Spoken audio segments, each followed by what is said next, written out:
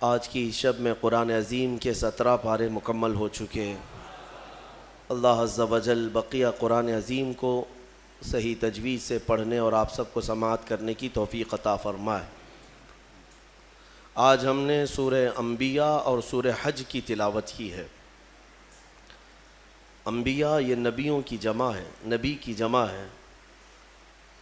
اس میں اللہ عز و جل نے کئی انبیاء اکرام علیہ السلام کا ذکر فرمایا، خصوصیت کے ساتھ سیدنا ابراہیم علیہ السلام اور حضرت ایوب علیہ السلام کے حالات بیان فرمائے، اور حضرت یونس علیہ السلام کے متعلق بھی۔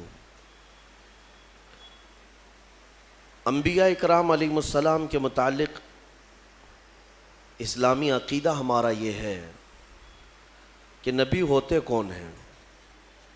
نبی کون ہیں؟ کیا وہ آسمانوں سے آتے ہیں یا کوئی الگ مخلوق ہیں؟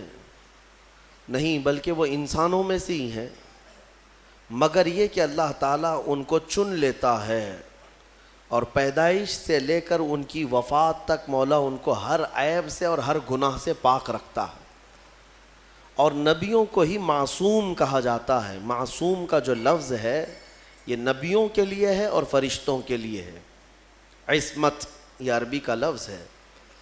لہٰذا ہمارا عقیدہ یہی ہے کہ انبیاء اکرام علیہ السلام معصوم عن الخطا ہوتے ہیں، خطا سے ہمیشہ کے لیے وہ محفوظ ہوتے ہیں۔ معصوم اور محفوظ میں فرق ہے۔ معصوم وہ ہے جو کبھی گناہ کر ہی نہیں سکتا، محفوظ وہ ہے جس کے اندر گناہ کرنے کی طاقت تو ہے لیکن اللہ نے اسے بچا رکھا ہے، محفوظ ہے وہ۔ بہرحال انبیاء اکرام علیہ السلام کے بارے میں یہ عقیدہ ہمیشہ رکھنا ہوگا آپ کو کہ وہ ہر عیب سے، گناہوں سے پاک ہوتے ہیں، اور ان سے ریلیٹڈ کسی بھی چیز کو ہلکے میں آپ نہیں لے سکتے۔ کسی بھی نبی کی ادنا سی توہین کرنا کفر ہے، اسلام سے وہ بندہ خارج ہو جائے گا۔ انبیاء اکرام علیہ السلام کے متعلق جو عقائد ہیں اس کو میں سرسری طور پر آپ کے سامنے رکھ رہا ہوں۔ نبی جو ہے یہ محنت سے اور عبادت سے نہیں بنتے۔ پرہیزگار ہو جائے تو نبی بن گئے، بہت زیادہ نمازیں پڑھی، بہت زیادہ اللہ کی بارگاہ میں دعائیں کی تو نبی بن گئے، نہیں۔ نبوت یہ کسب سے، محنت سے ملنے والی چیز نہیں ہے، بلکہ یہ اللہ کی عطا ہے، اور اللہ تعالیٰ نے روحوں میں ہی چن لیا کہ کس کو نبی بنایا جائے گا۔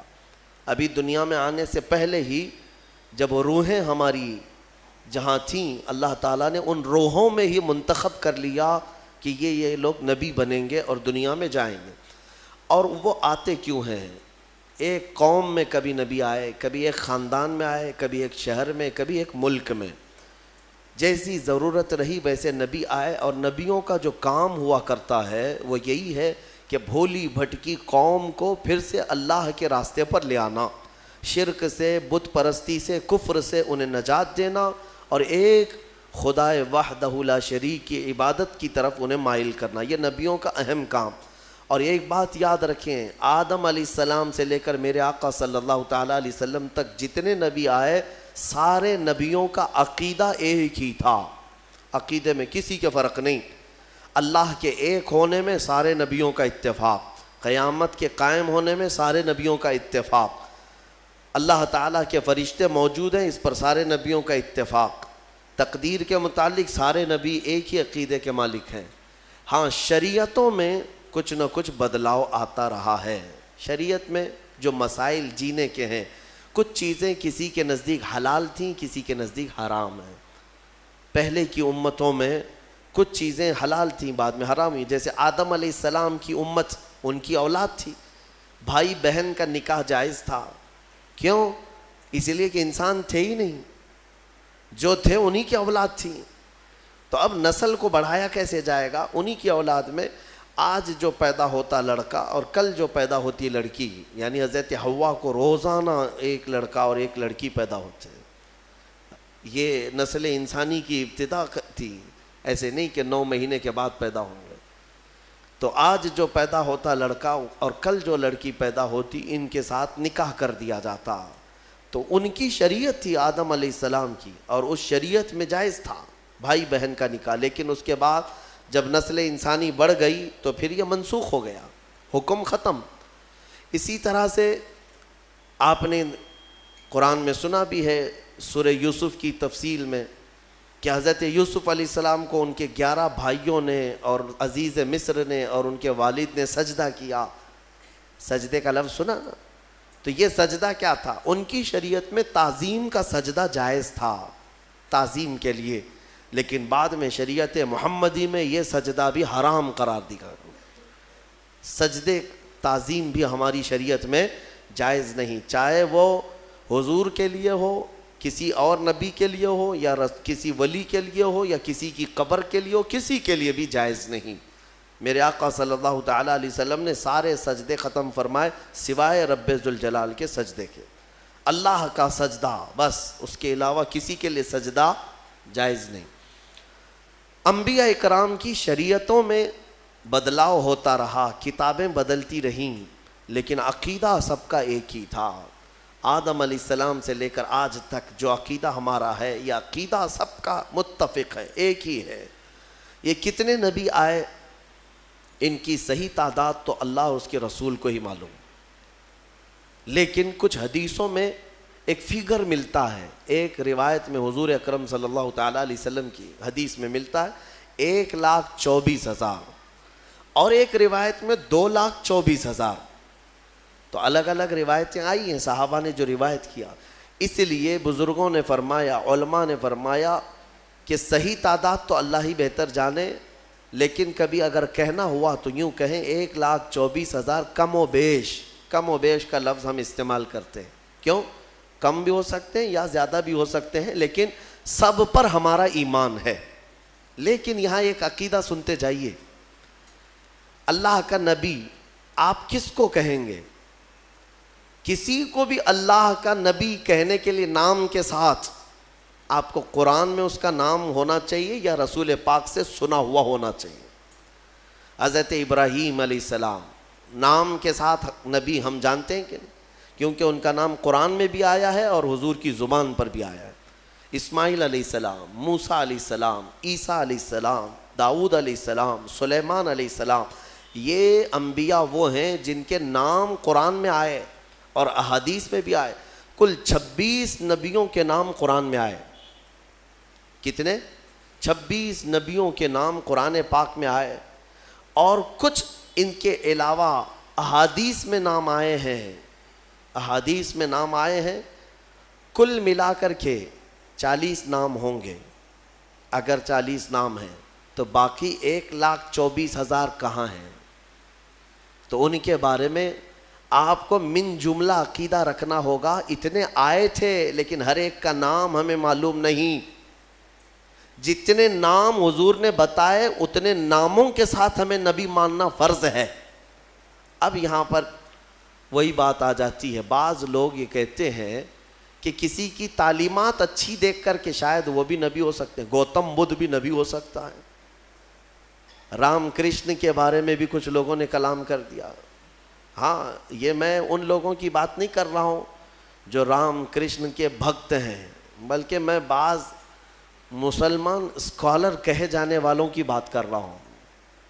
ہاں، ان لوگوں کو تحقیق کا بڑا شوق ہے تو تحقیق میں کچھ بھی لٹ مار دیں گے۔ کیوں میاں؟ گوتم بدھ نبی ہیں، نبی ہو سکتے ہیں، یہ کچھ لوگوں نے یہ شوشہ چھوڑا۔ دلیل میں یہ کہتے ہیں ان کی تعلیمات بھی جو ہیں وہ دوسرے نبیوں کی تعلیمات سے ملتی جلتی ہیں۔ اخلاق کی تعلیم ہے، اچھائی کی تعلیم ہے، تصوف کے جتنے بھی مراحل ہیں وہ ان کی تعلیمات میں بھی ملتے ہیں۔ ہو سکتا ہے وہ اپنے زمانے کے نبی رہے ہوں۔ ایک بات یاد رکھ لیں، میں نے جو آپ کو فارمولہ بتایا اس پر ہمیشہ چلیے۔ آپ کسی کو بھی نام کے ساتھ نبی کہنے کے لیے ان کا نام قرآن میں یا حدیث میں آیا ہوا ہونا ضروری ہے۔ اگر قرآن و حدیث میں ان کا نام نہیں آیا تو چاہے اس کی تعلیمات سب سے اعلیٰ ہی کیوں نہ ہو، نبی ہم نہیں کہہ سکتے، نبی نہیں کہہ سکتے۔ اتنی بات یاد رکھیں۔ اور اگر غیر نبی کو آپ نے نبی مان لیا کافر ہو جاؤ گے معاذ اللہ رب العالمین. کسی غیر نبی کو، نبی نہیں تھا اور آپ نے اس کو نبی کہا، کافر ہو جائیں گے. اور کوئی نبی ہیں ان کی نبوت کا انکار کیا تب بھی کافر ہو گئے. بات سمجھ میں آ رہی؟ یہ عقیدہ بہت ہی اہمیت کا عامل ہے، اس لیے اس کو لے کر کے چلیں. آپ غیر نبی کو آپ نبی کہہ نہیں سکتے. اب یہ انبیاء کرام علیہ السلام اللہ تعالیٰ کے محبوب اور مقبول بندے، اللہ تعالیٰ براہ راست ان پر وحی فرماتا ہے، پیغامات بھیجتا ہے. مخلوق کو اللہ تعالیٰ ڈائریکٹ بات نہیں کرتا. تمام بندوں سے اللہ تعالیٰ وما کان اللہ تبارک و تعالیٰ فرماتا ہے کہ اللہ تبارک و تعالیٰ کسی بشر سے بات نہیں کرتا مگر یہ کہ کسی نبی کے ذریعے سے، وحی کے ذریعے سے. انبیاء اکرام علیہ السلام ذریعہ ہیں بندوں اور رب تعالیٰ کے بیچ میں. جو احکام اللہ کے پہنچانے ہوتے ہیں وہ بندوں کے ذریعے سے، نبیوں کے ذریعے سے پہنچائے جاتے ہیں. اب آپ توجہ چاہتا ہوں، 1,24,000 کم و بیش جتنے بھی نبی آئے کہاں سے شروع ہوئے کہاں پہ ختم ہوئے یہ بھی ماننا ضروری ہے آپ کو. اسلامی عقیدہ، سب سے پہلے نبی آدم علیہ السلام اور سب سے آخری نبی محمد صلی اللہ علیہ وسلم، یہ دونوں چیزیں بھی ماننا آپ کو ضروری ہے. قرآن پاک جب مکمل ترتیب دے دیا گیا نا، مکمل ترتیب دے دیا گیا تو ادھر ایک اور ادھر ایک، جس کو ہم رٹ کہتے ہیں نا، رٹ پٹھا یعنی کور، اس کو عربی میں دفت کہا جاتا ہے. ما بین الدفتین، یعنی دو رٹ کے کور لگا دیے گئے قرآن کو. اور حضرت عثمان غنی نے فرمایا اب قرآن وہی ہے جو ان دو رٹ کے بیچ میں ہے، اس میں کوئی ایک ورق زیادہ بھی نہیں کرے گا اور ایک ورق اس میں سے نکالے گا بھی نہیں، سب گنا جا چکا ہے.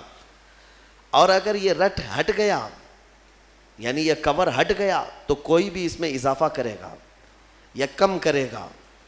میں یہ مثال اس لیے دے رہا ہوں، آدم علیہ السلام ابتدائے انبیاء اکرام میں پہلے نبی ہیں اور محمد صلی اللہ تعالیٰ علیہ وسلم آخری نبی ہیں. یہ دونوں اول و آخر کا ماننا بہت ضروری ہے. ان میں ایک نبی کو بھی ہٹایا تو بہت سارے ظالم دوسروں کو لا کر اندر داخل کریں گے. وہ بھی نبی ہیں، یہ بھی نبی ہیں. اور اسی لیے انبیاء اکرام میں ایمان کی جب بات آتی ہے تو خاص طور پر ہم یہ ذکر کرتے ہیں سارے نبیوں کو ماننا ہمارے لیے ضروری ہے، سارے نبیوں پر ایمان ہے. لیکن محمد صلی اللہ تعالیٰ علیہ وسلم کے بارے میں کچھ عقیدے الگ ہیں، خاص ہیں. وہ یہ ہے کہ وہ نبی بھی ہیں، رسول بھی ہیں، افضل الرسل بھی ہیں، سید الانبیاء بھی ہیں. یہ سب ماننا ہر مومن کے لیے ضروری ہے. وہ امام الانبیاء بھی ہیں، امام الاولین امام الآخرین بھی ہیں. اور سب سے مضبوط چیز یہ ماننا ضروری ہے کہ میرے محمد صلی اللہ علیہ وسلم خاتم النبیین ہیں. اب ان کے بعد کوئی نبی نہیں آ سکتا. اگر کسی نے نبوت کا دعویٰ کیا میرے آقا کے بعد، حدیث میں اس کو دجال کہا گیا ہے. وہ دجال ہے. دجال کسے کہتے ہیں؟ سب سے بڑا جھوٹا. وہ جو بڑا دجال آئے گا وہ بعد میں آئے گا، لیکن جو نبوت کا دعویٰ کرتے ہیں وہ بھی دجال ہیں. حضور کی ایک حدیث میں میرے آقا نے فرمایا میرے بعد تم دیکھو کہ قریب 30 دجال آئیں گے اور سب نبوت کا دعویٰ کریں گے. حضور کے انتقال کے، وفات کے فوراً بعد ہی 2 دجال ظاہر ہو گئے تھے، مسیلمہ کذاب اور اسود عنسی. یہ دونوں نے نبوت کا دعویٰ اسی زمانے میں کر دیا تھا اور دونوں مارے گئے ہیں، مسیلمہ کذاب اور اسود عنسی. حضرت خالد بن ولید کے لشکر میں یہ دونوں مارے گئے ہیں. ان دونوں جھوٹوں کو قتل کر دیا گیا. اور بہت سارے دنیا میں ایسے آئے اور مارے گئے. اس کے بعد یہ ایک ہمارے لیے سوئے قسمت ہے کہ ہندوستان میں بھی یہ داغ آیا. قادیان پنجاب کا ایک علاقہ ہے، وہاں ایک کانا شخص پیدا ہوا جس کا نام غلام احمد تھا. انگریزوں نے اسے پالا تھا اور بڑا کر کے اس کو تعلیم دے کر کے پھر اس سے نبوت کا دعویٰ بھی کروایا. قادیانیت ایک پورا کا پورا آج ایک فرقہ ہے، ایک پورا دین پھیلا دیا۔ مرزا غلام احمد قادیانی، اس نے نبوت کا دعویٰ کیا، یہ 100 سال پہلے کی بات کر رہا ہوں، وہاں وہ انگلش نبی بن کر کے آیا تھا، اور لوگوں میں اپنے نبی ہونے کا بلکہ عیسیٰ علیہ السلام سے افضل ہونے کا بھی دعویٰ کرتا تھا، اور بھینگا تھا، کانا تھا، ایک آنکھ سے کمزور تھا۔ عیسیٰ علیہ السلام کے بارے میں تو ہے کہ وہ مادر ذات اندھوں کو شفا دیا کرتے تھے، اور یہ غلام احمد خود ہی کانا تھا، اپنی آنکھ درست نہیں کر سکا، اور کہتا ہے میں عیسیٰ سے افضل ہوں، عیسیٰ علیہ السلام سے افضل۔ اس کے بھی کچھ ماننے والے ہو گئے، آج انہوں نے نام الگ رکھ لیا ہے، احمدی جماعت۔ قادیانی کہیں گے تو جلدی پہچان لیں گے سارے لوگ، تو جماعت احمدیہ، احمدی جماعت، اور یہ کہتے ہیں ٹرو اسلام، سچا اسلام یہی ہے۔ ان خبیثوں نے انٹرنیٹ پر ایسی بھرمار رکھی ہے کہ جب بھی کوئی اسلام سرچ کرنے پر جاتا ہے بھولا بھالا نوجوان، تو سب سے پہلے ان کی ویب سائٹ اتر جاتی ہیں۔ اسلام کے نام پر انہوں نے جال پھیلا رکھا ہے، اتنی روایتیں گڑ گڑ کر کے نئی نئی باتیں بنا کر رکھا ہے۔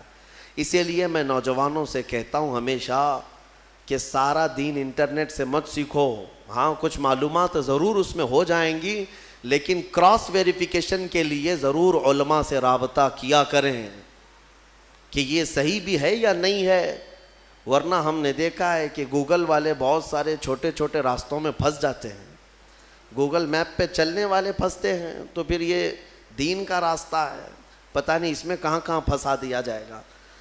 تو یہ غلام احمد قادیانی، اس نے جھوٹی نبوت کا دعویٰ کیا، اور اس نے یہ بھی دعویٰ کیا کہ میرے پاس فرشتے بھی آتے ہیں، انگلش میں وہی لے کے آتے ہیں، انگلش میں وہی لے کر کے آتے ہیں، اور اس نے کتابیں بھی لکھ دیں، 17-18 کتابیں لکھی، اور سب میں الگ الگ تعلیمات بھر دیا۔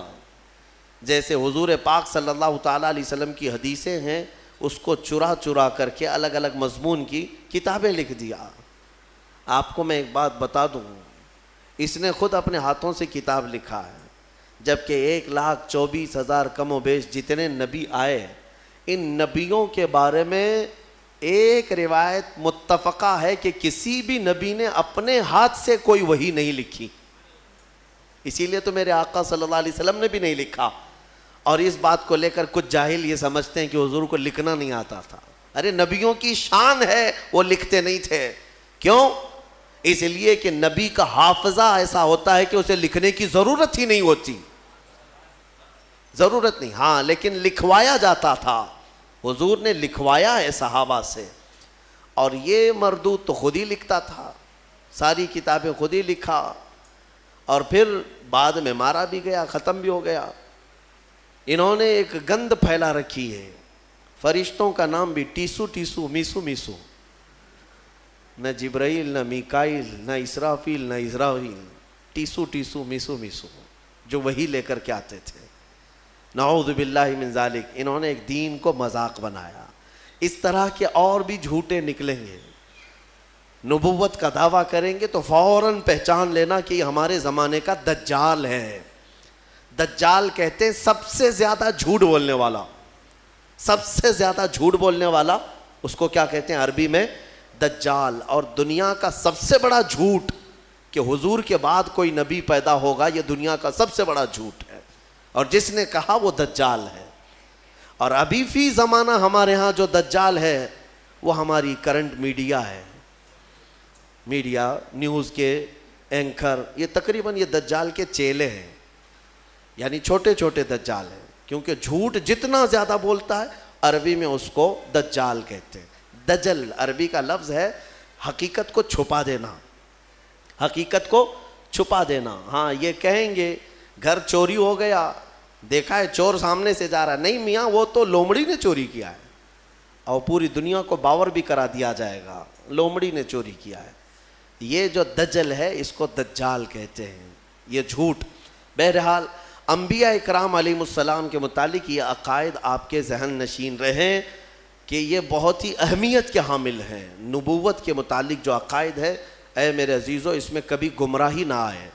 ابھی ماضی میں 4-6 مہینے پہلے ہی ہم سے کچھ لوگ بار بار مطالبہ کر رہے تھے کہ ایک ہندوستان میں کوئی رام پال نام سے شخص ہے جس نے تعلیمات وغیرہ کے ذریعے سے اپنے آپ کو یہ ثابت کرنا شروع کیا کہ محمد کے بعد میں آخری نبی ہوں. تمہارا کیا تعلق ہے نبوت سے؟ ادھر کیوں آ گئے؟ وہ انت بھکتی زیادہ اچھی ہے تمہارے لیے، وہیں پر رہتے. لیکن اس کے چیلے بار بار مجھے کہتے ہیں کہ ہمارے ساتھ بھی مباہلہ کر لو، ہمارے ساتھ بھی مقابلہ کر لو. میرے عزیزو، یہ منہ لگانے کے بھی قابل نہیں ہے. نبی پاک صلی اللہ تعالیٰ علیہ وسلم کے بعد آج بھی یہ موجود ہے. وہ کہتے ہیں کہ نبوت جو ہے ابھی بھی چل رہی ہے اور ہم آخری نبی ہیں. بہت سارے اس طرح کے فتنے آئے. میرے عزیزو، ایک اور فتنہ جنم لیا ہے انٹرنیٹ کی سرزمین پر، گوہر شاہی فتنہ. گوہر شاہی، لوگ اس کو دیکھ کر کے اس کی تعلیمات سے متاثر ہو جاتے ہیں. تصوف کی بڑی بڑی باتیں کرتا ہے ایک شخص اور لوگوں کو گمراہ کرتا ہے. کبھی نفس کی باتیں، کبھی نماز کی باتیں، کبھی معرفت کی، کبھی طریقت کی. بھولے بھالے مسلمان یہ سمجھتے ہیں کہ اس سے زیادہ علم کس کے پاس ہے. اے میرے عزیزو، اس سے بھی زیادہ تعجب کی چیزیں تمہارے پاس آتی رہیں گی. حضور پاک نے بہت پہلے ہی بشارت دی ہے کہ ایسی جماعتیں آئیں گی. تمہیں پتہ نہیں ان کے چھپے ہوئے عقیدے. یہ گوہر شاہی فتنہ کیا ہے؟ یہ اپنے ایک پیر کو مانتے ہیں جس کو یہ کہتے ہیں کہ وہ رب الارباب ہے، معاذ اللہ، یعنی تمام خداؤں کو بھی پالنے والا ہے. وہ پتہ نہیں کون سے خداؤں کو پالنے والا ہے، لیکن ان کا عقیدہ یہ ہے کہ وہ رب الارباب ہے. یہ لفظ ہے، میں نے سنا ہے. کھلی ہوئی، یہ کھلا ہوا ارتداد ہے. ان کا اسلام سے بھی تعلق نہیں اور لوگ اس کو تصوف کا بادشاہ سمجھے بیٹھے ہوئے ہیں. کہتے ہیں ہم کو سیدھا راستہ مل گیا. بلکہ میں نے ان کے فتنوں میں یہ تک سنا ہے، وہ کہتے ہیں اس زمانے میں اگر کوئی لا الہ الا اللہ کلمہ پڑھتا ہے تو وہ کھلا شرک کرتا ہے. اب یہ کلمہ نہیں چلے گا، گوہر شاہی کلمہ چلے گا، اس کے پیر کا کلمہ چلے گا. نعوذ باللہ من ذالک. نبوت کا بھی قریب قریب دعویٰ انہوں نے کیا ہے. اور جانتے ہیں یہ گوہر شاہی جو ایک فرقہ ہے، ریاض نام سے کوئی ان کا گرو گھنٹال ہے، اس کو اس بڑی پیمانے پر مانتے ہیں کہ یہ تسبیح میں کیا پڑھتے ہیں. ہم تو سبحان اللہ کہتے ہیں، وہ سبحان الریاض کہتے ہیں. نعوذ باللہ من ذالک. میں بھولے بھالے سنی مسلمانوں کو سمجھانا چاہوں گا کہ صرف جو دکھنے والی چکا چوند ہے اس پر مت چلے جانا. ان کا چھپا ہوا زہر اتنا خطرناک ہے کہ تم بے ایمان ہو جاؤ گے، کفر کی موت مر جاؤ گے، تمہیں پتہ بھی نہیں چلے گا. ہو سکتا ہے 90 باتیں ان کی اچھی لگتی ہوں، تصوف کی، طریقت کی، معرفت کی. لوگوں کو کا دل موہ لیتی ہیں باتیں. انسان کے اندر کی حقیقت بتا رہا ہے، انسان کے عروج و ارتقاء کی منزلیں بتا رہا ہے، انسان کے برزخی زندگی بتا رہا ہے. تو لوگوں کو نیا پن اچھا لگتا ہے، اٹریکٹ ہوتے ادھر چلے جاتے ہیں. لیکن تمہیں پتہ نہیں اس اٹریکشن میں آپ کب کے دین کھو بیٹھتے ہو، ایمان چلا جاتا ہے. جو شخص دنیا میں اپنے پیر کو یہ عقیدہ رکھتا ہو کہ یہ رب الارباب ہے، یعنی رب کو بھی پالنے والا ہے معاذ اللہ، اور یہ عقیدہ رکھتا ہو کہ تسبیح اسی کی پڑھی جائے گی، اور یہ عقیدہ رکھتا ہو کہ کلمہ اس زمانے میں لا الہ الا اللہ پڑھنا کھلا شرک ہے، نعوذ باللہ، پھر اس کا دین اسلام سے کیا تعلق ہے؟ یہ یہودیوں کے پالے ہوئے وہ لوگ ہیں جو اسلام کو پڑھتے ہیں اور اسلامی لباس پہن کر کے ہماری جماعتوں میں آتے ہیں. لہٰذا میں سب کو الرٹ کرنا چاہوں گا، اس فتنے سے اپنے آپ کو بچاؤ. میں بہت دور دور جا کر کے دیکھا، چھوٹے چھوٹے علاقوں میں صرف انٹرنیٹ کو دیکھ کر کے لوگ اس کے مرید ہو گئے، اس کے گرویدہ ہو گئے، اس کے پیچھے ہو گئے. کسی وقت انشاءاللہ العزیز میں پورا آپریشن کروں گا اس کا، اس لیے کہ میں بہکتے ہوئے کئی لوگوں کو دیکھا ہے. بہرحال آج سورہ انبیاء کی ہم نے تلاوت کی. مختصراً میں عرض کروں، حضرت سیدنا ابراہیم علی نبینا علیہ الصلاۃ والتسلیم کا ذکر یہاں پر ہے. وہ جو آپ کے بچپن میں واقعہ پیش آیا کہ آپ تنہا اپنی آبادی میں تھے جو اللہ کی عبادت کرتے تھے. باقی سب کے سب وہاں پر بتوں کی پرستش والے، کچھ ستارہ پرست تھے، کچھ سورج کے پوجا والے تھے۔ ان سارے مشرکین کے بیچ میں تنہا ابراہیم علیہ السلام ہیں جو اللہ رب العزت کی عبادت کرتے اور لوگوں کو بلاتے بھی تھے کہ اس دین کی طرف آؤ۔ سگے چچا کو بلایا آزر جو مشرک رہا، حضرت ابراہیم علیہ السلام کی دعوت پر وہ نہیں آتے۔ بتوں کا تو ایک بہت بڑا میلہ لگتا تھا، اتنے بڑے وہاں پر تراشے ہوئے ان کے اپنے خدا تھے جن کے پاس منتیں مانگی جاتی، اعتکاف کرتے، نظر و نیاز کرتے، اس زمانے کے جیسے طریقے تھے ان کے۔ ایک مرتبہ ایسا ہوا کہ وہ لوگ پورے کے پورے گاؤں کے باہر میلے میں گئے تھے اور گاؤں میں کوئی نہیں تھا، ابراہیم علیہ السلام اکیلے آئے یہ جھوٹے خداؤں کے پاس، کلاڑی اپنے ہاتھ میں لے کر ایک ایک کو مارتے اور گراتے چلے گئے، سب کو توڑتے چلے گئے اور ان سے کہتے بھی تھے کہ میں مار رہا ہوں، بچا لو اپنے آپ کو۔ کون بچاتا؟ وہ اپنے جسم سے مکھی نہیں ہٹا سکتے۔ پھر اس کے بعد سارے لوگوں کو زمین بوس کر کے بڑے بت کے گلے میں کلاڑی لٹکا دیا، جو سب سے بڑا تھا اس کے گلے میں کلاڑی لٹکایا اور واپس چلے آئے۔ شام کو جب لوگ آئے گاؤں والے، اپنے خداؤں کا یہ حشر دیکھا تو آگ بگولا ہو گئے۔ یہ سب ایسی درگت کس نے بنائی ان کی؟ قرآن میں اللہ تعالیٰ فرماتا ہے قالوا من فعل هذا بآلهتنا، سب کہنے لگے کہ کس نے کیا ہمارے خداؤں کے ساتھ ایسے؟ پھر سب آپس میں بات کرنے لگے، قالوا سمعنا فتى يذكرهم يقال له ابراہیم، ہم نے سنا ہے کہ ایک نوجوان رہتا ہے جس کا نام ابراہیم ہے، اسی نے کیا ہوگا، وہ اکیلا نہیں آیا تھا ہمارے ساتھ۔ تو لوگوں نے کہا بلاؤ اس کو۔ بادشاہ وقت کے سامنے بلایا گیا اور پوچھا گیا اَأَنْتَ فَعَلْتَ هَذَا بِآلِهَتِنَا یا ابراہیم، اے ابراہیم ہمارے خداؤں کے ساتھ تو نے ایسا کیا ہے؟ یہ سب ایسی درگت ان کی تو نے بنائی، سب ٹکڑے ٹکڑے نیچے گرے ہوئے ہیں۔ قال بل فعلہ کبیرہم، ابراہیم علیہ السلام نے کہا نہیں، ان کے بڑے نے کیا ہے، ان کے ساتھ ان کے بڑے نے کیا ہے۔ بڑا بہت موجود تھا نا، بڑا جس کی کلاڑی گلے میں لٹک رہی تھی، تو لوگ حیرت میں رہ گئے کہ ایک بڑے نے چھوٹوں کو سب کو کیسے مار دیا۔ ابراہیم علیہ السلام نے ذو معنی بات کی تھی، یعنی جس کو دو معنی والی بات کہا جاتا ہے۔ وہ تو جاہل سمجھ رہے تھے کہ ابراہیم نے کہا ہمارے بڑے خدا نے سب ایسا کیا، جبکہ ابراہیم علیہ السلام کی نیت یہ تھی کہ ان کا بڑا تو میں ہی ہوں، ان کا بڑا میں ہی ہوں، ان کے بڑے نے کیا ہے، آپ سچ ہی بول رہے تھے۔ لوگوں نے کہا ان کا بڑا ایسا کیسے کر سکتا ہے، ایسے کیسے کر سکتا ہے؟ تو آپ نے کہا باقی تو سب مرے ہیں، ایک تو کھڑا ہے، اس سے پوچھو کس نے کیا، ایک تو ابھی باقی ہے نا، اسی سے پوچھو باقی سب کے ساتھ ایسے کس نے کیا۔ تو سب غصے میں لال پیلے ہو گئے، کہا کہ تم ہمارے خداؤں کے بارے میں ایسی ایسی باتیں کرتے ہو۔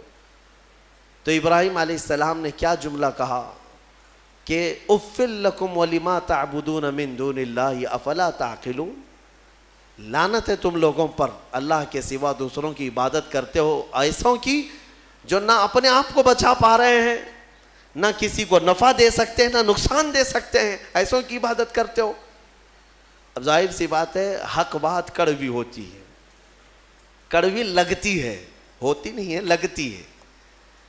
کچھ لوگوں کو جن کو قبول نہ کرنا ہو، اور غصے میں ان لوگوں نے ابراہیم علیہ السلام کے خلاف ایک محاذ چھیڑ دیا، حکم ہوا کہ ایک آگ لگائی جائے اور انہیں جلایا جائے۔ یہ سن نہیں پاتے ہیں، حالانکہ جو حقیقت ہے وہ بتاؤ تو لال پیلے ہو جائیں گے، غصے میں آ جائیں گے۔ یہ برسوں سے چلا آ رہا ہے، برسوں سے ایسا ہے۔ ابراہیم علیہ السلام کو آگ میں ڈالنے کے لیے انہوں نے جو آگ لگائی، تفسیر میں اس کے لیے فرمایا گیا 1 مہینے تک جلاتے رہے، 1 مہینے تک سارے لوگ لکڑیاں جمع کیے، جنگل کاٹ کاٹ کر کے انہوں نے لکڑیوں کا اوٹ لگا دیا۔ آگ جب بھڑکائی گئی، اندازہ تو کیجئے ایک ابراہیم علیہ السلام کو ڈالنا تھا، تو اتنی آگ کی کیا ضرورت ہے، اتنی آگ کی کیا ضرورت ہے؟ یہ مشرکین کی فطرت ہے کہ انتقام جب لینے کی بات آتی ہے تو یہ بھڑک جاتے ہیں اور بہت ہی زیادہ بڑے پیمانے پر نقصان پہنچانے کے پلان بناتے ہیں، پہلی چیز سے بھی عادت رہی ہے۔ اتنی بڑی آگ لگائی، یہاں تک کہ اوپر سے اگر کوئی پرندہ بھی جاتا تو جل جاتا، اس آگ کی گرمی اتنی تھی۔ اور سب سے پہلے ان لوگوں نے منجنیق بنائی، منجنیق جس میں پتھر رکھ کر کے، جو توپ ہوتا ہے نا، توپ جس طرح اڑاتے ہیں، وہ ابراہیم علیہ السلام کے لیے بنائی گئی سب سے پہلے، کیونکہ قریب میں جا کر کے ڈالے گا کون آگ میں؟ جو قریب جاتا وہ بھی جل جاتا۔ کافی دور 1 میل تک اس کی گرمی آ رہی تھی۔ منجنیق میں ابراہیم علیہ السلام کو رکھ کر کے اڑایا گیا تاکہ آگ میں وہ اچھل کر کے جائیں، قریب تک تو کوئی جا نہیں سکتا تھا۔ انہوں نے منجنیق میں رکھ کر کے ابراہیم علیہ السلام کو اڑایا۔ جب ابراہیم علیہ السلام آگ میں گرے جا رہے تھے تو اللہ رب العزت نے جبرائیل امین کو بھیجا کہ فوراً جاؤ ابراہیم کے پاس اور ان کو آگ سے بچاؤ۔ جبرائیل آئے اور کہنے لگے الک حاجت یا خلیل اللہ، اے اللہ کے خلیل کوئی حاجت ہو تو بتا دیں، آگ میں گرنے کے قریب ہیں۔ ابراہیم علیہ السلام کہتے ہیں حاجت تو ہے مگر تم سے نہیں، میرے رب ذوالجلال سے۔ یہ توکل تھا، یقین تھا۔ اللہ تعالیٰ فوراً فرماتا ہے قلنا یا نار کونی بردن وسلاما علی ابراہیم، ہم نے کہا اے آگ ابراہیم پر ٹھنڈی ہو جا، سلامتی والی ہو جا۔ اللہ کا یہ حکم تھا یا نارو، اے آگ۔ اس وقت حضرت ابراہیم علیہ السلام کے لیے جو جلائی گئی تھی آگ، وہ دکھ تو رہی تھی آگ لیکن اندر سے ایسی ٹھنڈی تھی جیسے کسی باغیچے کی ٹھنڈی ہوا۔ ابراہیم علیہ السلام اس میں کئی دنوں تک رہے اور آپ کے جسم تو دور کی بات، آپ کے کپڑے کا رواں تک نہیں جلا۔ اور اتنا ہی نہیں، روایات میں ملتا ہے کہ اس زمانے میں پوری دنیا میں جہاں جہاں آگ جل رہی تھی ساری آگ ٹھنڈی ہو گئی تھی، کیونکہ اللہ نے فرمایا یا نارو، اے آگ ٹھنڈی ہو جا۔ تو ہر آگ نے یہ محسوس کیا کہ یہ حکم میرے لیے تو نہیں ہے، دنیا میں جہاں جہاں آگ جل رہی تھی سب ٹھنڈی ہو گئی۔ ابراہیم علیہ السلام کے لیے ٹھنڈی کی گئی تھی ایک آگ، لیکن دنیا کی ہر آگ ٹھنڈی ہوئی ہے۔ اسی لیے ہمارا یہ عقیدہ ہے کہ اللہ تبارک و تعالی جب اپنے محبوب بندوں کی محبت میں رحمتیں اتارتا ہے یا ان کے آس پاس سے عذاب اٹھاتا ہے تو جو قریب میں ہوتا ہے سب کو بھی وہ برکت میسر آ جاتی ہے، وہ برکت مل جاتی ہے۔ ابراہیم علیہ السلام کئی دنوں تک وہاں رہے اور اس کے بعد آگ بجھائی گئی، اور جب آگ کو ٹھنڈا کیا گیا تو ابراہیم علیہ السلام اپنے کپڑے جھاڑتے ہوئے کئی دنوں کے بعد آگ سے باہر آ رہے ہیں۔ میرے عزیزو، وہاں کیسے رہے آپ؟ یہاں تک کہ روایات بتاتی ہیں کہ ابراہیم علیہ السلام کو اس آگ کے اندر پھل بھی ملتے تھے، غذا بھی ملتی تھی، پانی بھی ملتا تھا، ساری نعمتیں ملتی تھی، اور کھاتے بھی رہتے تھے، پیتے بھی رہتے تھے۔ یعنی ابراہیم علیہ السلام کے لیے اللہ تعالیٰ نے وہ مکمل ایک بہترین آرام دہ باغیچہ بنایا۔ یہ مولا کی شان ہے، وہ جب آگ کو چاہے ٹھنڈا فرمائے اور کبھی ٹھنڈے کو چاہے تو وہ آگ بھی بناتے، اس کی قدرت کے فیصلے۔ ابراہیم علیہ السلام جب باہر آئے تو جانتے ہیں وہاں پر موجود لوگ جنہوں نے دیکھا وہ ابراہیم علیہ السلام پر ایمان لے آئے۔ اب ابراہیم علیہ السلام کے اس معجزے کے بعد گاؤں والے اور پریشان ہو گئے، جس کو ہم ہمیشہ کے لیے ختم کرنا چاہ رہے تھے، اب تو یہ آگ سے باہر آنے کے بعد ہمارا آدھا گاؤں اپنے دین میں لے لیا ہے۔ اور ابراہیم علیہ السلام کے پیروکار اور بڑھ گئے۔ پھر وہاں سے ہجرت کر کے آپ کو بابل، یہ شہر عراق کا ہے، بابل، آج بھی وہ عراق کا شہر موجود ہے، بابل، انگلش میں اس کو بیبیلون کہتے ہیں، دنیا کی سب سے پرانی آبادی جہاں ہے۔ یہاں سے ہجرت کر کے پھر ابراہیم علیہ السلام فلسطین آئے جو مصر کا حصہ تھا۔ عزیزان گرامی، اس میں دو باتیں یہاں پر نقل کی جاتی ہیں۔ ایک بات تو یہ ہے کہ سارے لوگ جو وہاں پر ابراہیم علیہ السلام کو آگ لگانے میں مصروف تھے وہ کیا ہوئے؟ آگ جب بجھی ایک ہی دن کے اندر اللہ نے اس قوم پر ایسا عذاب نازل کیا کہ ان کے جسم زندگی میں ہی سڑ گئے، ایسے کہ ان کی انگلی لگاؤ تو گوشت نکل جائے، گلن ہو گئی، سڑن ہو گئی۔ ایک شام تک پوری آبادی سڑ گئی اور گل گئی، سب کے سب ہلاک و برباد ہوئے۔ جنہوں نے اللہ کے نبی کو آگ میں ڈالا تھا، ان کا برا انجام، وہ عذاب میں گرفتار ہوئے۔ ہاں ایک بات یہ بھی میں بتا دوں کہ جن لوگوں نے ابراہیم علیہ السلام کی حمایت کی تھی، اللہ نے ان کو اپنی محبت سے بھی نوازا اور عنایتوں سے بھی نوازا۔ روایت میں 2 جانوروں کا بھی ذکر آتا ہے، 2 جانوروں کا، ایک مینڈک کا اور ایک گرگٹ کا، اور چھپکلی کا بھی ہے کہ گرگٹ نے یہ پھونک پھونک کر کے آگ کو بڑھانے کی کوشش کی، اور مینڈک نے تھوک تھوک کر کے پانی آگ کو بجھانے کی کوشش کی کہ اللہ کے نبی ہیں۔ یہ آپ اندازہ کریں، گرگٹ کے پھونکنے سے نہ آگ بڑھنے والی ہے، مینڈک کے تھوکنے سے نہ آگ بجھنے والی، لیکن دونوں نے اپنے اپنے کاموں سے اپنی قسمت بنا لی۔ گرگٹ کی ہمیشہ یہ قسمت بن گئی کہ میرے آقا صلی اللہ علیہ وسلم نے فرمایا یہ گستاخ نبی ہے، جہاں اسے پاؤ مار ڈالو، اور ایک مار میں مارو تو زیادہ ثواب ہے، ثواب ہے اس کو۔ اور مینڈک کے بارے میں فرمایا خبردار اس کو کہیں دیکھو تو مارو مت، اس لیے کہ یہ اللہ کے نبی کی حمایتی ہے، اللہ کے نبی کے لیے یہ دعا کر رہی تھی، تھوک کر کے آگ بجھانے کی کوشش کر رہی تھی۔ ایک جانور پر ہمیشہ کے لیے اللہ کی رحمت اور ایک پر اللہ کا غضب، اس سے اندازہ ہوتا ہے کبھی کبھار کاموں سے کچھ ہوتا نہیں ہے، بگڑتا کچھ نہیں ہے، لیکن انسان اپنی تاریخ بدل جاتا ہے۔ آج میں یہی کہنا چاہوں گا، کسی ظالم نے اگر میرے نبی کی شان میں بھونکا ہے یا قرآن پر انگلی اٹھایا ہے تو قرآن کا بھی کچھ نہیں ہونا اور رسول کی عزت کا بھی کچھ نہیں ہونا، لیکن ان ظالموں نے اپنی قسمت بنا لی، ہمیشہ کے لیے مردود اور ملعون ہو گئے۔ اور تمہارے لیے میں کہتا ہوں، 2 جملے اگر تم نے حضور کی شان میں بیان کر دیے، قرآن کی شان میں بیان کر دیے، تو یہ بھی میں بتا دوں، نہ رسول کی شان تمہارے بولنے سے بڑھنے والی، نہ قرآن کی شان بڑھنے والی، ان کی شان تو خود میرے مولا نے بڑھا رکھی ہے۔ ہاں لیکن اتنا ہوگا کہ ان تمہارے 2 جملوں سے تم بھی قیامت تک اپنی قسمت بنا لے جاؤ گے۔ ہاں تم پر لوگ آئیں گے، رحمتوں کے پھول برسائیں گے۔ ہاں ایک زمانے میں کوئی آیا تھا، جب کوئی گالی دے رہا تھا میرے مصطفیٰ کو کہ پیٹھ پیچھے کا علم نہیں، لیکن ایک عاشق تھا جو کہہ رہا تھا اور کوئی غیب کیا تم سے نہا ہو بھلا، جب نہ خدا ہی چھپا تم پہ کروڑوں درود۔ دیکھیں یاد ہے 100 سال گزر گئے بریلی کے امام کو دنیا سے گئے ہوئے، لیکن آج بھی جب مجمع میں اس اعلیٰ حضرت کا ذکر آتا ہے تو ایسا لگتا ہے کہ مجمع میں ایک جان سی پڑ گئی ہے، روح آ گئی ہے۔ کیوں؟ اس لیے کہ اپنے زمانے میں قلم ہی تو اٹھایا تھا، قلم ہی اٹھایا اور اپنے گھر پر بیٹھ کر کے دفاع کیا رسول پاک کی عزت کا۔ اسی لیے میں کہتا ہوں یہ مت سمجھنا کہ تمہارے کہنے سے کیا ہونے والا ہے، تمہارے بولنے سے کیا ہونے والا ہے۔ ارے میں تو ایک چھوٹا آدمی حضور کی شان میں بول کر کے کیا کر لوں گا، باقی بڑے بڑے نکارے بج رہے ہیں، ایسا نہیں ہے میرے عزیزو۔ مینڈک نے صرف 2 بوند تھوکے تھے، لیکن صدیاں گزر گئی، آج بھی اس پر اللہ کی رحمت ہے۔ آگ بجھانے کی کوشش کی تھی، نبی کی حمایت کی تھی، اللہ نے آج تک اس پر رحمت کی ہے۔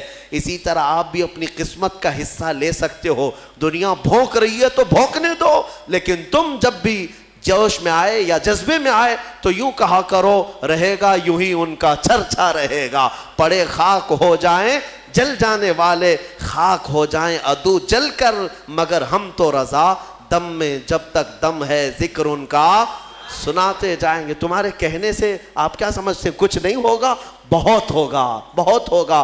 آنے والی 100 نسلیں بھی یاد رکھیں گی کہ نبی پر کوئی بھوک رہا تھا تو ایک عاشق جواب بھی دے رہا تھا، میرے مصطفیٰ کریم صلی اللہ علیہ وسلم کی عزت پر بات کر رہا تھا۔ یہ تاریخ بن جائے گی۔ یہی نہیں، قیامت کے دن بھی کروڑوں کا نہیں اربوں کا مجمع ہوگا، لیکن تمہارا نام لے کر میرے مصطفیٰ پکاریں گے۔ نام لے کر پکاریں گے. کہاں ہے فلاں بن فلاں؟ جب لوگ گالیاں دے رہے تھے تو تیری زبان میرے نغمات بول رہی تھی. جب لوگ ہرزہ سرائی کر رہے تھے تو کوئی کہہ رہا تھا محمد سید الکونین والثقلین والفریقین من عرب ومن عجم. 700 سال ہو گئے امام بوصیری کو دنیا سے گئے ہوئے، لیکن آج بھی ہمارے مجمع میں مولایا صلی وسلم کے قصیدے گنگنائے جاتے ہیں. کیوں؟ اس لیے کہ وہ ایک چٹائی پر بیٹھ کر کے ہی میرے مصطفیٰ کی شان بیان کیا. مولا نے امام بوصیری کو ہمیشہ کے لیے زندہ کر دیا، ہماری مجموع میں زندہ کر دیا. دیکھیں حضور کی شان میں جس نے بھی کہا وہ آج بھی زندہ ہیں، ان کے نغمات بھی زندہ ہیں، ان کے اشعار بھی زندہ ہیں. گستاخی کرنے والے آئے چلے گئے، کہاں ہے ان کی گستاخیاں کہاں ہیں؟ نہیں ملیں گی تمہیں.